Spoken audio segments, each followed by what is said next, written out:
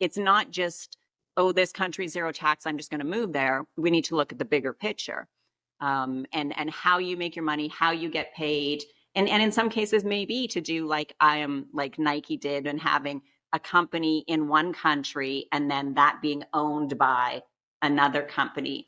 In those cases, though, you do have to think about how much money are you making, right? Because there are costs to set up the corporations. They're still filing. Even if you're in a zero tax country, you still have to file Right. taxes.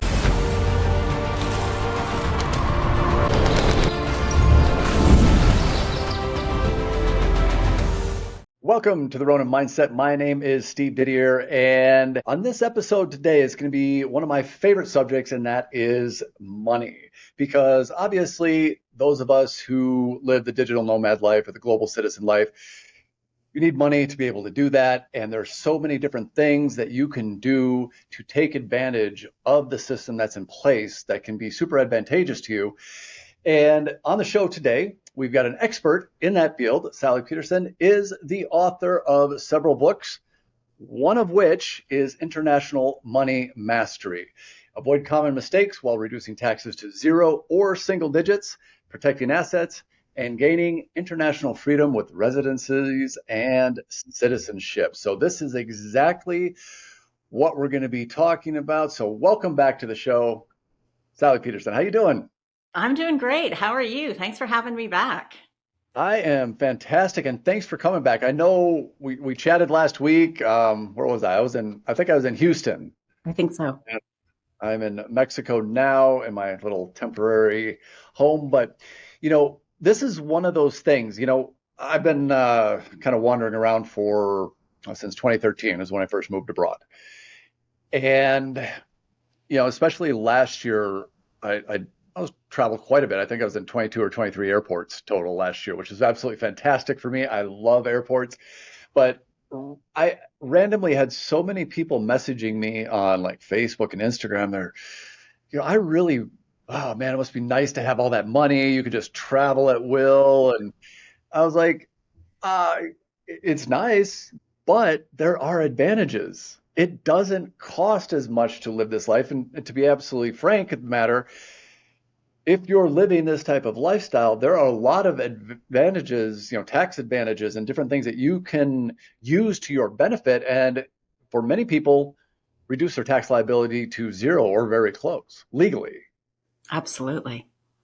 So that's what we Absolutely. need you on here to talk about. I'm going to be completely upfront. I don't know what I don't know. So I'm going to kind of let you lead the show. But, you know, what is the basic, kind of lay the basic concept out for how people use this to their advantage? Well, I'll start with just some big name companies just because people recognize them and know them. Now, you don't have to be making millions and millions of dollars to have your company or corporation set up the same way.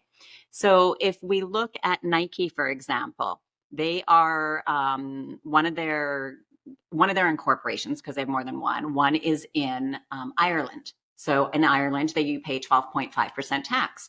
And so for some people, just having their corporations headquartered in Ireland is going to save them a lot of money.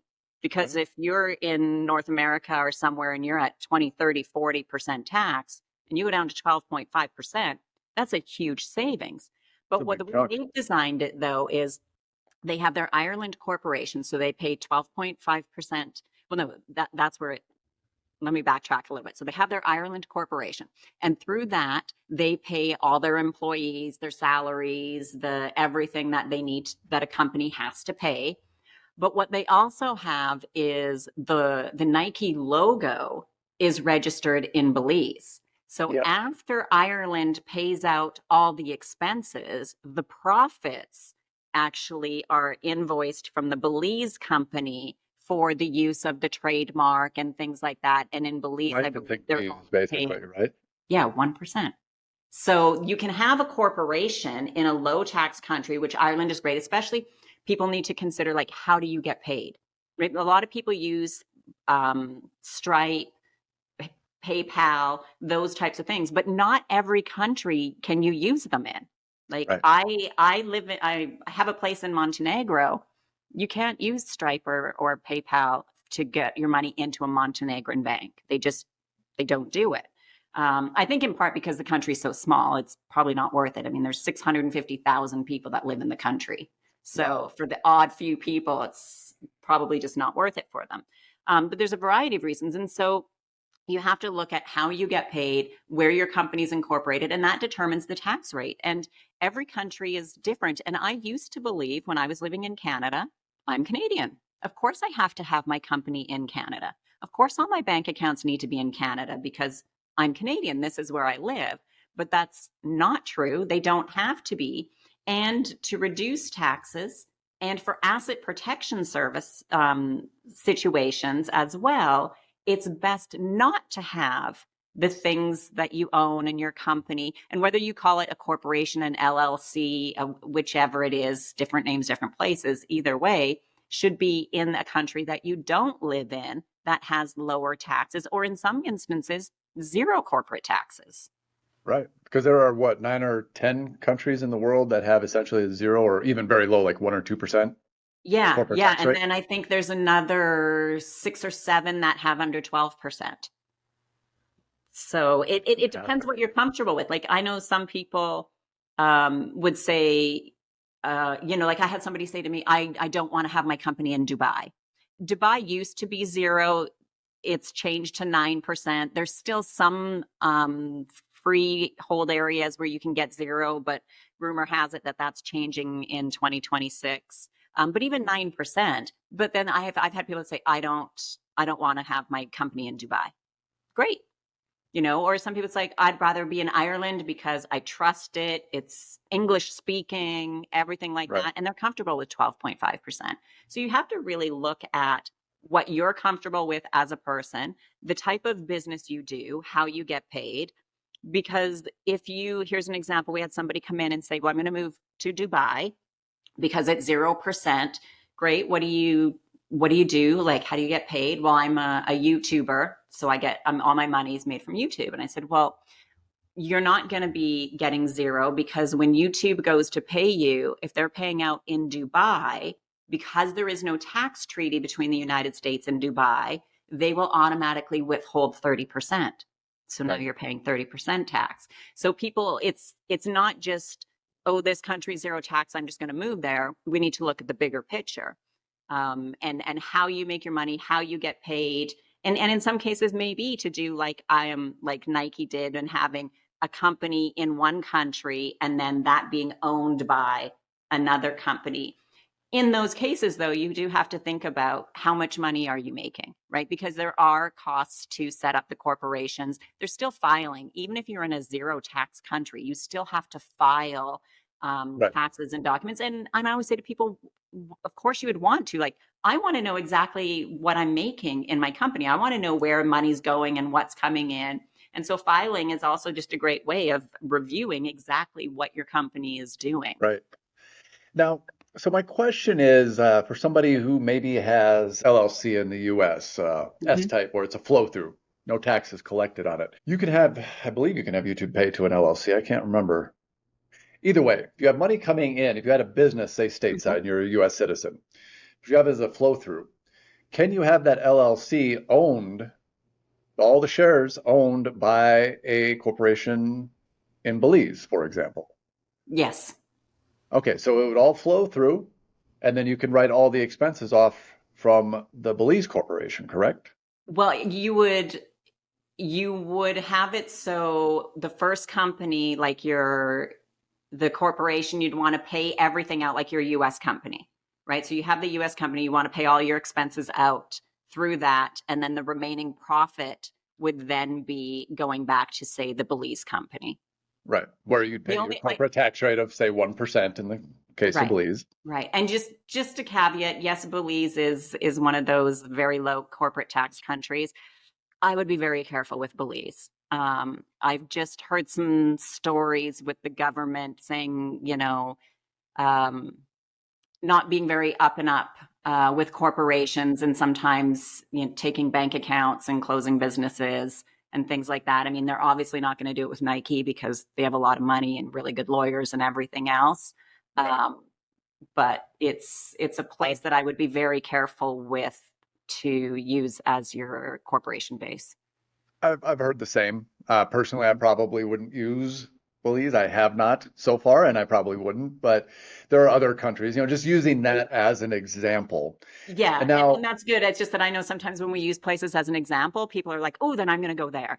It's right, like, okay, Belize it is. yeah, No. yeah. I just it's only an example, and it's probably not the place you want to. And that's part of the due diligence, right? Like you need to look at a country's history, the government, and a number of things, not just oh, it's low tax, I'm going to go there.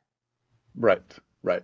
Now, there's a lot of factors to consider. Now, obviously, you can, in that scenario, let's take that a step further. We'll go one step Hmm. at a time here, but you could have that corporation that you would then be an employee of, Hmm. like, and I hate to use Belize because of what we just said, but say your corporation sits Example on to stick with. We're just going to the stick with example, Belize as the right? example. So you would be an employee of that Belizean corporation. Now, all of your expenses, especially if you're traveling, or digital nomad, global citizen, all of your travel expenses and temporary living expenses can be paid by that corporation, correct? That's As a right. write-off? Okay. That's right. So you get all your major expenses out of the way, and then I know in the US, what's left over you can take as your personal. You still have to file taxes in the US, but being that you're employed by a foreign corporation, and you are living outside the borders of the United States, you can be exempt from, I know it varies a little bit from year to year, but right around $120,000 in income, tax free, right off the bat. That's right.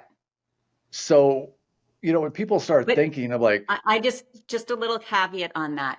Um, technically, I mean, yes, technically, I got to be careful using the word tax free because you're not then paying the U.S. government of that up to $120,000.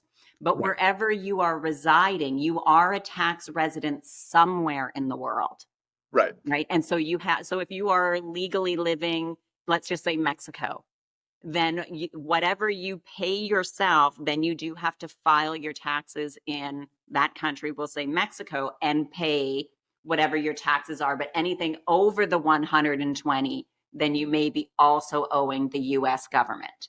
right, So right, just, I just don't want people to think like I can make 120 grand and not pay taxes anywhere, but you are a tax resident somewhere in the world. And if you're a digital nomad and you're just moving from country to country to country, then it does come back to your home country where you are a citizen and you will need to pay the tax rates in that country.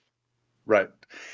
Now, there's every country has different rules and different tax rates. My One of my all-time favorite countries in the entire world is Thailand.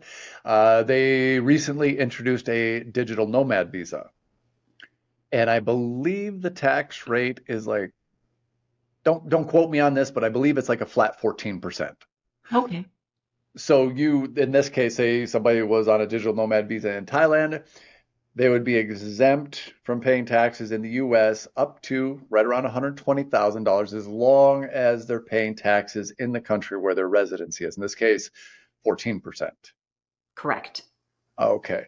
Yeah, and that is still much better than, I mean, if you're living in the US, especially if you are in California, New York, Illinois, Minnesota, something like that, your effective tax rate with state taxes and all the other garbage is usually about 50%. It's a lot. And you also have to think how much money do you need to pay yourself if say you're living in Thailand? Right? You're paying 14% tax, but just because your corporation made, let's say your corporation made whatever amount, even if your corporation made $200,000 and you're paying yourself, you don't have to pay yourself $200,000. You No. can pay yourself 50,000 if that's all you need, because you have to remember your company is paying for a lot of expenses. Now, with any type of visa residency program, you need to be making a minimum amount of money Yeah, to get that visa residency, whatever. So you have to pay yourself that minimum. But how much more than that minimum do you need to pay yourself? Because if exactly. you're at the minimum or slightly above, you say a little bit more just to make sure that you get the visa residency, then that's what you're paying taxes on. You don't have to pay yourself everything that the company is making. I mean, and ultimately you don't want to, right? That should just stay within the company, build up, and then eventually that company can, that money from the company you can use to open another corporation or company and use that as an investment. You know, you buy a home, you buy a rental property, you buy a whatever. And so that never has to be personally taxed through you because you don't own it. It's the corporation that owns it. Exactly. And you can let the cash build up in that corporate account, and then that corporation, or through another corporation, can actually buy, say, rental properties and things like that. So it's not like you have to Exactly. take all the money to you, save it up to buy a house. You can use You're that. paying So tax on this that money. So you don't want to exactly, do you're that. paying tax on exactly. So the game here is, it's not exactly how much money you make, it's how much money you keep when the Right. dust settles. Exactly. And that I don't think people really have when they're messaging me saying, "Oh, I wish I had money like you and I could just travel the world." I'm like, it's probably cheaper for me. I can make, if I want to make 60 grand a year, I'm probably putting more in my pocket than you making 150 grand in the States. Yeah, definitely. Without a If it's doubt, set up without a doubt. right, for sure. Right. Definitely. And it doesn't cost much. So, for example, let's look at the Belize, Thailand, Hmm. purely example. If you pay 1% in Belize on, say, $100,000 in gross income. Well, that's one. And then you pay 14% on what you take in Thailand, which that could be 25,000. You don't need much to live in places like this. So now you have saved, compared to, say, a 40 or 50% tax rate, you've saved yourself $35,000, Hmm. and you can keep that and invest with that.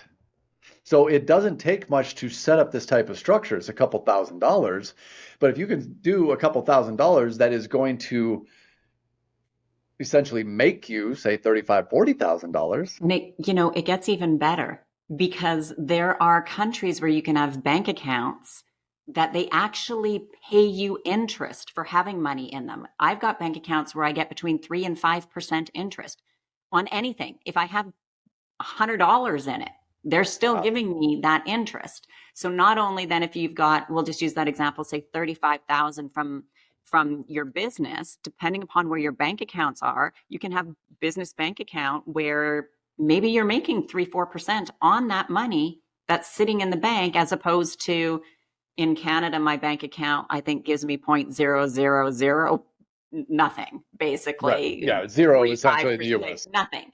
And Yeah. so just having that money in an account um, helps. I mean, obviously we have a lot of inflation and stuff that's going on now, but 3% on my money sitting in the bank is better than nothing.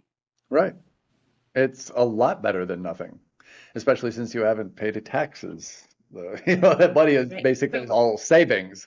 So yeah. now, when you're looking at, I don't think there's any further tax implication, but when you're looking at asset protection and privacy, you can take this whole thing one step further and have your corporate structures held in a trust in a completely different country, like Mhm. some island country with a really slow legal process, like the Cook Islands or something like that.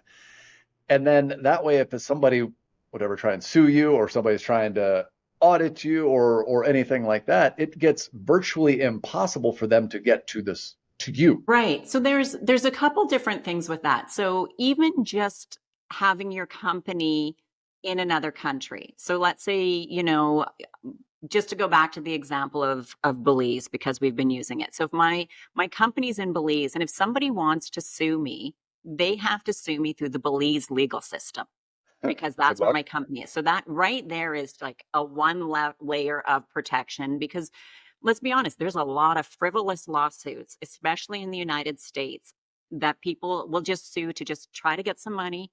And Mhm. like, and so, but they're not going to try to sue, or less likely, I'll say, less likely to sue a company that's based in Belize, because then they have to get a lawyer that's there. And some countries aren't as energetic to be suing companies and things like that. So just being outside of your home country is one level of protection. And then you're And it's right. a huge level It's of huge. protection. Yeah. And then if you go to the next level where you get involved in trusts and things like that, that's where people really are looking to set up legacy for their future and their family, because you can have it set up where let's say you own that investment property, and maybe it's a home or eventually becomes an apartment building or something like that. If it's in a trust, it can be set up that that building is never ever to be sold, Right. and it gets rented out and the money gets distributed to your children and then eventually your grandchildren and your great grandchildren,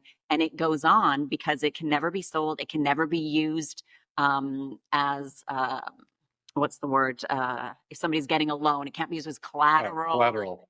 Yeah. And there's many different types of trusts that can be set up, but that's a way where you really build like a family legacy of generational wealth, as Right. opposed to, you have these corporations all over. Great, you're protecting yourself and your family, but once you pass, what does your will say? What happens? Do those shareholders just go to the next person, let's say spouse or kids?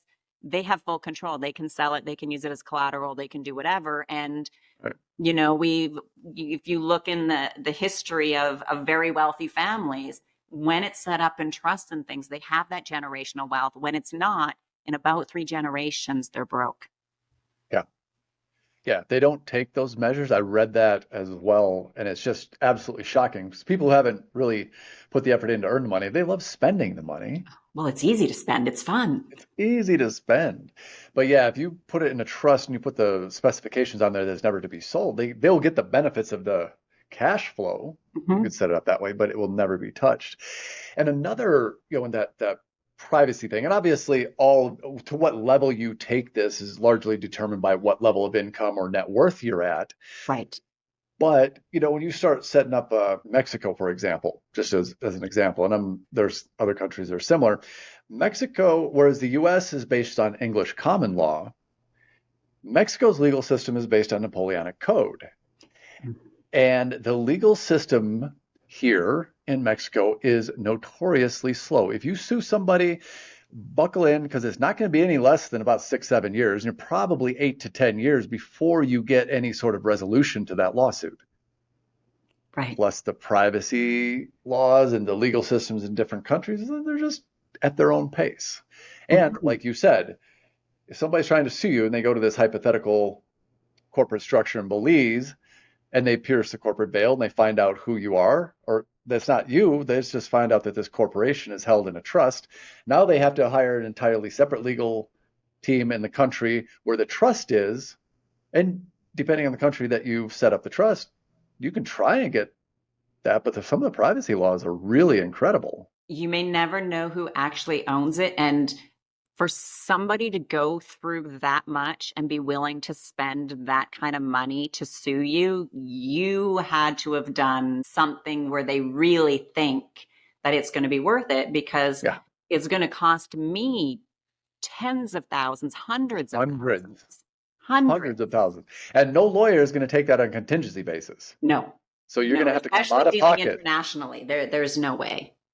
Yeah, so you're going to have to come out of pocket for all the legal systems. So you're going to have to really want to get somebody and understand that you're probably not going to get anywhere even in 10 years if you do get any place at all. So Right. I absolutely love this stuff. Because there's so many different things that you can Hmm. do.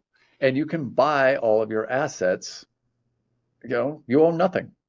You won't, there's so many extremely wealthy people, like multi millionaires and probably billionaires. Oh, They for own nothing. sure. Yeah. Technically, they own nothing. Yep. You may be staying in a mansion that's owned by a corporation that's held in a trust and somebody else's, but I'm just renting. I don't know what you're talking about. Yeah, No I idea. even know of some extremely wealthy businessmen who don't own their own homes, right? They've got these massive homes in the US. They rent their home from the corporation that they own. Yep.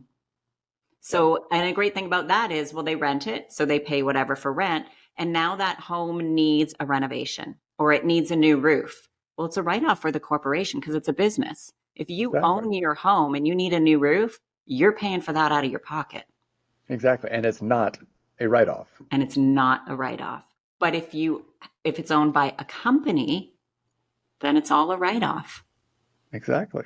And I think that especially, the people that are going to be listening to this podcast, the ones that are looking to break free, these are going to be people with money, and they're the ones who are really going to understand this conversation because these are the structures that the wealthy use, but you don't have to be a billionaire to take advantage of these different strategies. And that's the thing that I think most people don't know. Again, it's a case of you don't know what you don't know.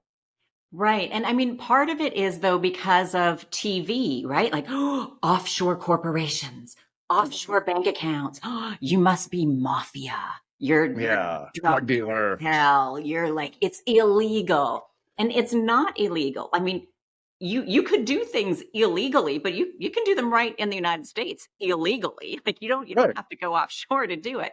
But you can do it legally. And to me, I want to do things legally because I don't want to worry whenever there's a knock on the door, the phone rings, or being like, "Ooh, am I going to get caught for doing this?"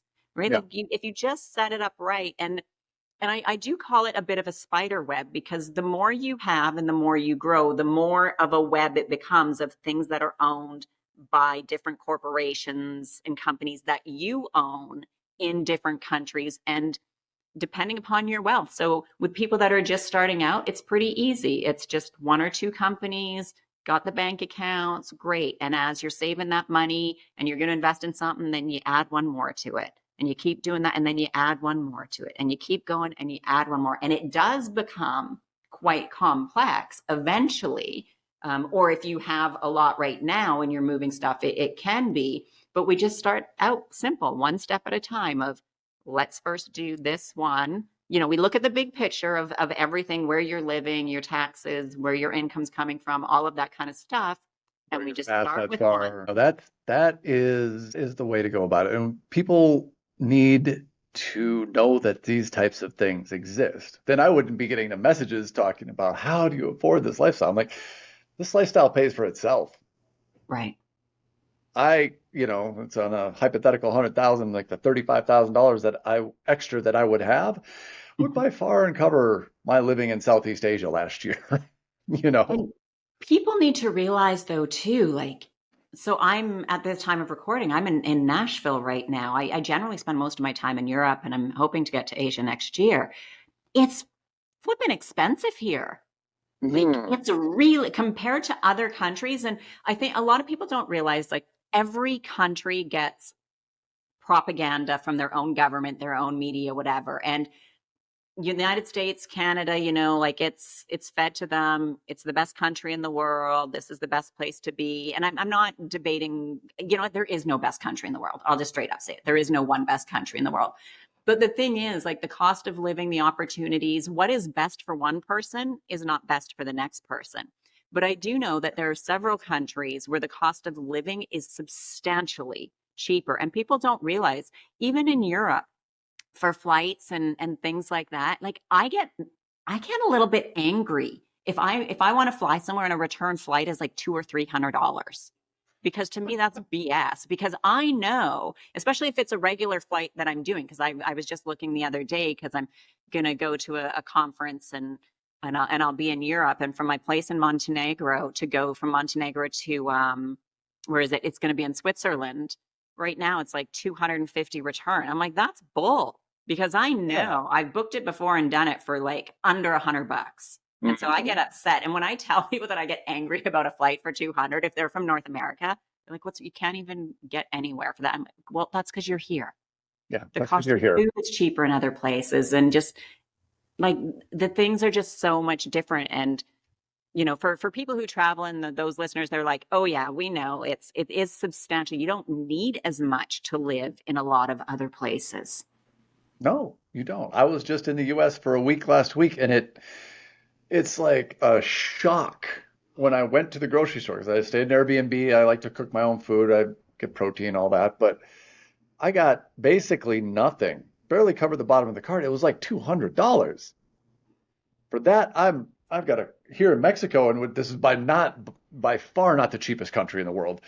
I get a giant mounded heaping cart full of stuff, and it's just shocking. It's Yeah. shocking. And the flight thing, that's it too. Like when I was in Chiang Mai and I threw a dart at a board and figured out where I was going to go next, well, it was Vietnam. From Chiang Mai to Ho Chi Minh City was $50. Yeah, So and people don't some people just don't understand or realize, and the the Western countries are, and not all, because like Spain and stuff is a lot cheaper, and some European countries, city by city, obviously it's different, but I just find like Canada and the United States, um, and I think Australia as well. I haven't been, so I don't know, but I've got some friends there. Like it's really, really expensive. You can live in so many other places for a fraction of the cost. Now, and I with that though, I get not everybody wants to move abroad. Not everybody wants to leave, and you don't have to, right? Like this whole setup can still work. If you still want to stay in the United States because your family, your kids are in school, you don't want to leave. Like I get moving abroad is not for everybody, but you can still have your corporation in another country. You can still save those taxes. Companies can still pay for a lot of things for you. And so therefore, again, you then don't need to pay yourself as much. So you can keep your personal income lower and then pay less taxes. So you can still do it no matter where you live in the world. You don't have to move abroad, but you can just save a lot more if that's what you want to do. yeah, yeah, there's a lot of different ways. And well, let's take the conversation even one step further. Okay. When we talk about cost of living and the price of things, the price of real estate in other countries is, I stayed when I was in the Philippines, I stayed in the Makati district of Manila, which is like the richest area in the Philippines. And I stayed at a place called the Gramercy Towers. Absolutely phenomenal. So very new skyrise. It was the first hyper amenitized building in the Philippines. Wow. And it's right in the financial district. And like, there's a pool on the 36th and 37th floor. And there's a spa, a full gym. Like it's everything that you expect out of like some luxury high rise, like you'd find on Fifth Avenue or wherever. Mhm. And the unit I stayed in was on the 47th floor. And the view was just it was breathtaking. It was amazing. I loved it. And it was done up super nice. And the woman who managed it was also a real estate agent. So I asked her, I'm like, just out of curiosity, what would something like this be if I was to purchase? Like, let's just say this exact unit done to the nines and on this level of floor and this view and everything. And it was like $80,000. I mean, That would be 2 million, 3 million in Manhattan. yeah. Or it's incredible. And then too, so there's the initial price point, substantially cheaper. And then not only that, like some people are like, well, then what about the carrying costs? A lot of places now, taxes depend. Some places you pay taxes like kind of one time when you purchase, and you pay a transfer tax that you're not, in not all countries are you paying annual property taxes of thousands and thousands of dollars. And also the maintenance. Like I know, so a place in Montenegro, 2 bedroom, had similar, the gym and the pool and the everything like that.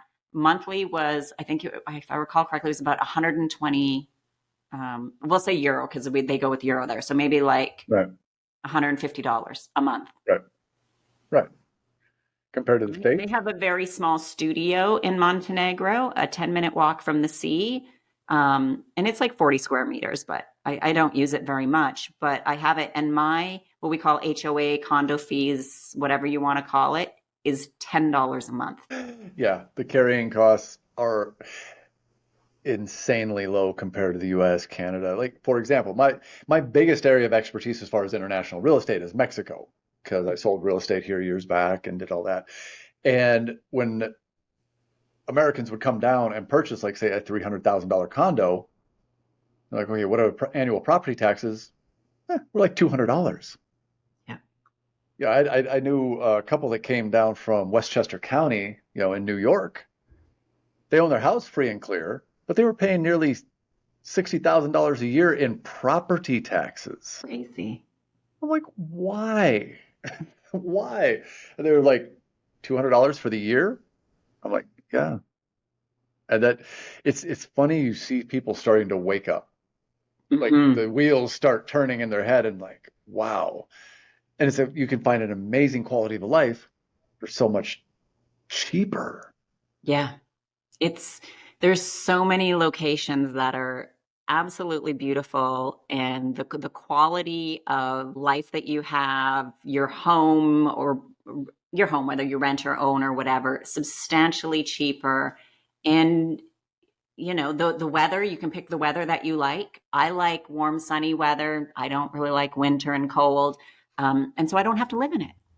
Right. I don't have to tolerate it, right? Like, so you can design the lifestyle that you want. And that's kind of one of the taglines that we have, is to help you live your best life. Right. Because what is best for you? That depends. There is no, this whole lifestyle and global diversification, everything. There is no, okay, here you come here and you do this here and this and this and this and all these places. And it's all like a one size fits all. It's not the way it is. It's so individualized to help you live the lifestyle that you want. And for, to go back to what we said earlier, some people would be fine with paying 12% tax. Yeah. Italy right now for retirees has a flat tax rate of 7%. If you're a high net worth individual, it's 200,000 euro a year. But you're living in Italy. So I don't if you're making millions and now you reduce your taxes to 200,000 and live in Italy, some people love that. They're like, Hmm. great, family loves it, love it. And so other people might be thinking, 200,000 euro, I don't even pay close to that in taxes. Great. That's not that's setup isn't an option. Doesn't mean being in Italy isn't an option, but just that Right. setup the way it is. Like, there's many different options if you want to be in Italy. Right. And that's when Exactly. we can get into talking about having multiple passports and citizenships and residencies as well. And a lot of people are not aware that you can have multiple citizenship. Like, people sometimes hear of dual citizen. Oh, my parents were born. Let's go back to Ireland. My parents were born in Ireland, so I have an Irish passport. I was born in let's say Canada, and so I have both. Great. Everybody should at least have in my opinion, a second passport. But some people have three, four, five, six passports. And just because you have a Hmm. citizenship and that passport, there are certain rules with it. But generally, you don't have to live in that country after you get that citizenship. If it's a Right. family one, you may never have to live there.